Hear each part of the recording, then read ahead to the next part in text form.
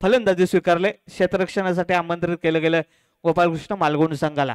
गोपालकृष्ण मालगुण संघाने तयार राहायचंय. निनादजी सुर्वे संघनायक आपले खेळाडू तयार ठेवायचे. लगेच क्षेत्ररक्षण सजवून घ्यायचंय. चला जाऊया सामन्याच्या दिशेने. शॉर्ट रन असेल.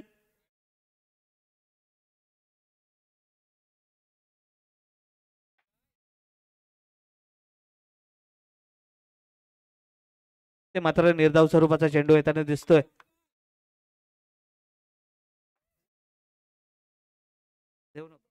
पुन्हा एकदा आणि ते मात्र नक्कीच चेंडू एसटीला लागला होता परंतु बेल्स पडली नाहीये. निर्धाव स्वरूपाचा चेंडू येताना दिसतोय. पुन्हा एकदा सामना करेल पंकजच्या गोलंदाजीवरती. ते मात्र चांगला चेंडू हाताळला जातोय. 27 धावांचं उद्दिष्ट असेल. मर्यादित 20 चेंडूचा सामना करत असताना इथे मात्र पुन्हा एकदा सामना करेल आणि इथे मात्र बॉक्स शॉट स्वरूपामध्ये बाद होताना दिसेल. सर्वेश पहिला धक्का बसतोय.